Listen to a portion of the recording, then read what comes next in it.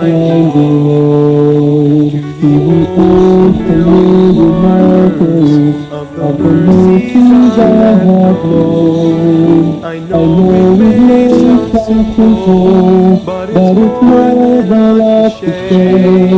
There's no better way to tell you than to say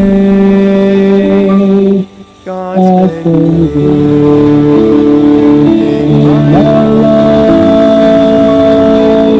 I feel blessed beyond words when I go to sleep each night. Though I've had my share of hard times, I would change them if I could. Lord, God's been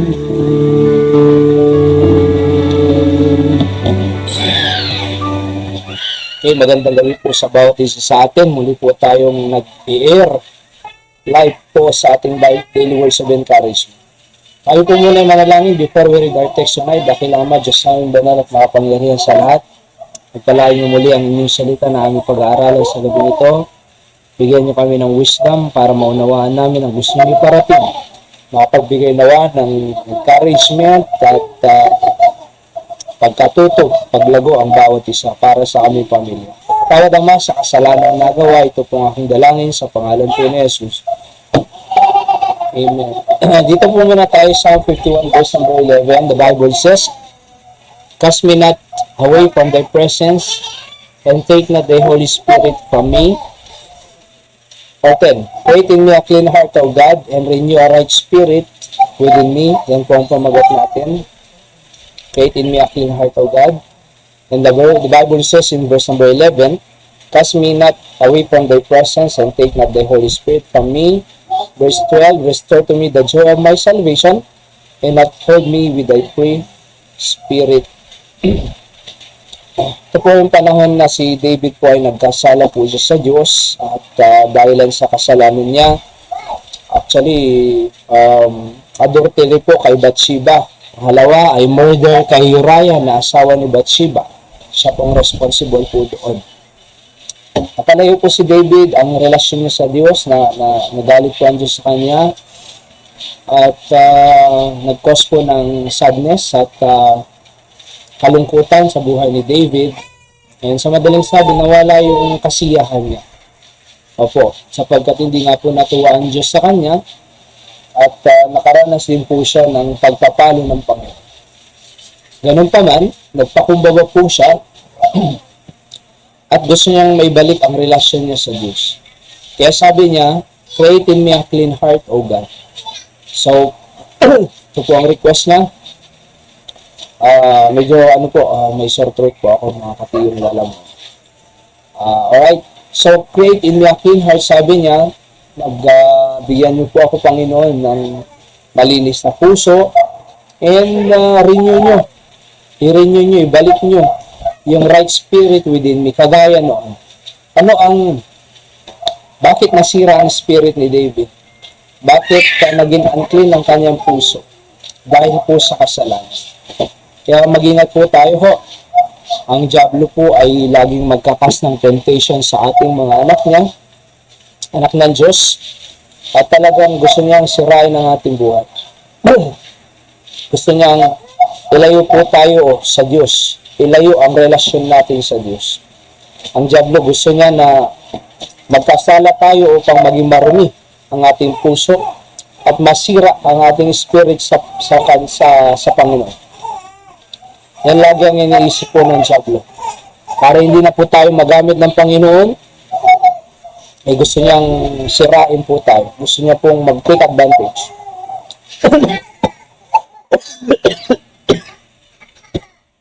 Okay. Ganyan po ang nangyari kay David. Pero ang kagandahan po na ginawa ni David ay renew a right spirit, create in me a clean heart. Sabi ng Panginoon, bigyan mo ako ng malinis na puso, Panginoon. Gusto ko kagaya noon. Gusto ko yung relasyon, magandang relasyon katulad noon. Malinis na puso, malapit sa Diyos. Dahil sa kasalanan, napalayo po siya sa Diyos. Kaya nakikiusap siya, nabigyan siya ng malinis na puso. At sabi ng verse 51, cast me not away from thy presence, and take not thy Holy Spirit from me. Cast not away from thy presence. Huwag ka namang lumayo sa akin. Huwag mo akong itabon. And huwag mo kunin yung Holy Spirit mo sa akin. Kundi manatil. Kasi sa Old Testament po, lumalayo po ang Holy Spirit. Kaya nga sabi niya, huwag mong ilayo. Take not the Holy Spirit from me.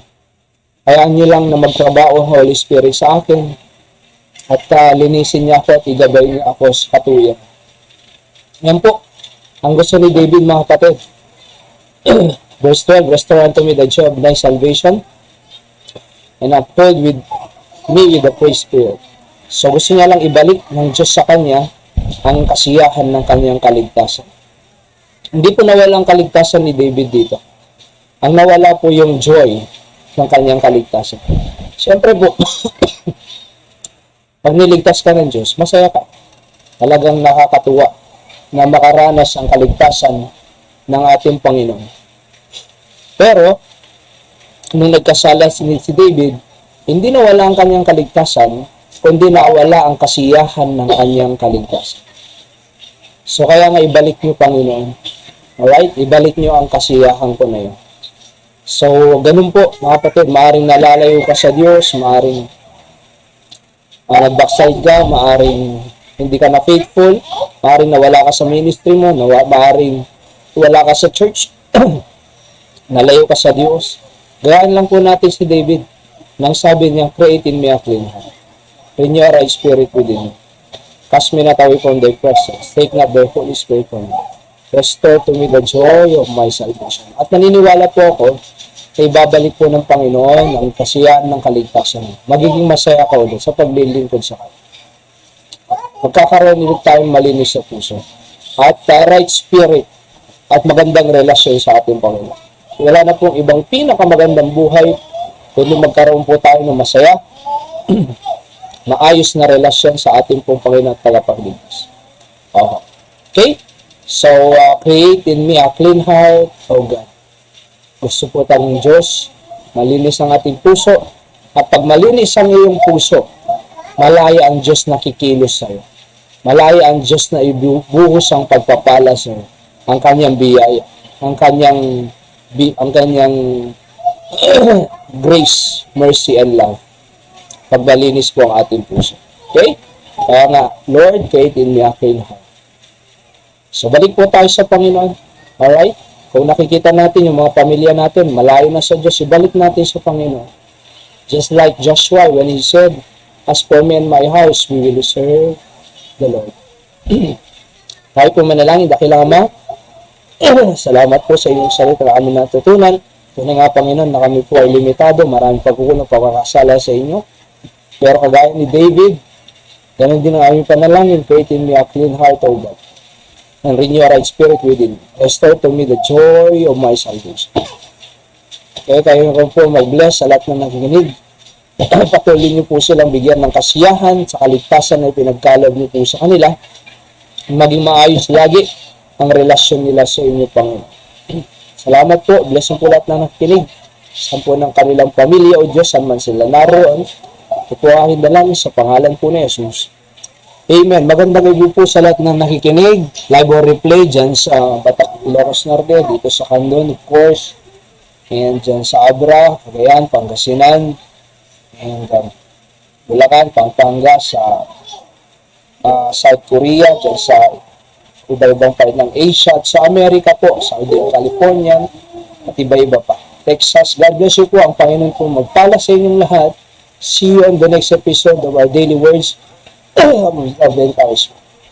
Please pray po kasi makati yung throat ko po. At alright. So God bless you po. See you in the next episode. God bless you. I love you.